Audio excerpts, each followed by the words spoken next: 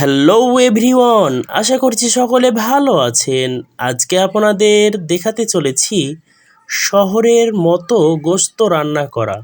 সুন্দর মতো ব্রয়লার গোস্ততে হলদি, মরিচ এমনকি লবণ মাখিয়ে নিলাম। এরপরে কিছুক্ষণ রেখে দিলাম।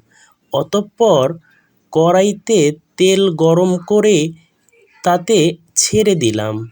সুন্দর মতো গোস্তটা ভেজে নিলাম।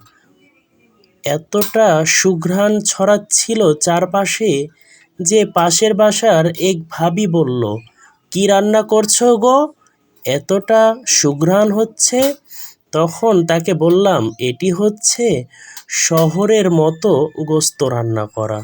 প্রথমে তেলে গোস্তগুলোকে ভেজে নিয়ে তারপর এই গোস্তগুলোকে একটা পাত্রে নামিয়ে নিলাম। নামানো গোস্তগুলোর ফ্লেভারটা অনেক জোশ ছিল, যা একবার ট্রাই করলে বারবার খেতে ইচ্ছে করবে এমনটা হয়েছিল। অতঃপর গোস্তগুলোকে নামিয়ে রেখে দিলাম। তারপর কাটা যে পেঁয়াজ কুচিগুলো ছিল তার মধ্যে রসুনের পরিমাণটা একটু বেশি দিয়েছিলাম। সেই পেঁয়াজ এবং রসুনগুলোকে কড়াইতে ছেড়ে দিলাম। কড়াইতে ছেড়ে দেওয়ার পর এই পেঁয়াজ এবং রসুনগুলো সুন্দর মতো সিদ্ধ হয়ে যাওয়ার পথে ছিল। তারপর কিছুটা পানি দিয়ে দিলাম, এমনকি সরুয়া বানিয়ে নিলাম সুন্দর মতো।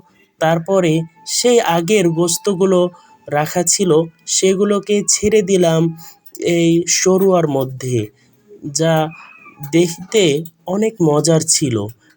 মাঝে মাঝে একটু করে নাড়াচাড়া করছিলাম আর সুন্দর মতো জাল দিচ্ছিলাম। ব্যাস, অমনি তৈরি হয়ে গেল সুস্বাদু গোস্তগুলি। এর পরবর্তীতে অনেক জনেই আমরা ট্রাই করলাম, খেতে দারুণ ছিল। এটি মনে রাখার মতো রান্না ছিল। এর পাশাপাশি আরেকটি ভিডিও জুড়ে দিলাম, কেননা 3 মিনিট যে হয়নি আমার ভিডিওতে এটি আমার খেয়াল ছিল না। তবে এই ভিডিওটা যদি দেখেন তাহলে অবশ্যই আপনাদের ভালো লাগবে। এটি বানাচ্ছিল রহনপুর ভিতর বাজার সংলগ্ন একটি স্থানে। এই ভাইটির সসগুলো অনেক সুস্বাদু ছিল, কেননা হয়তোবা তিনি নিজেই সসগুলো বানিয়ে থাকে। এটি হচ্ছে চিকেন ফ্রাই। চিকেন ফ্রাইয়ের ভিডিও লম্বা করে একটি দিব, কিভাবে উনি তৈরি করেন।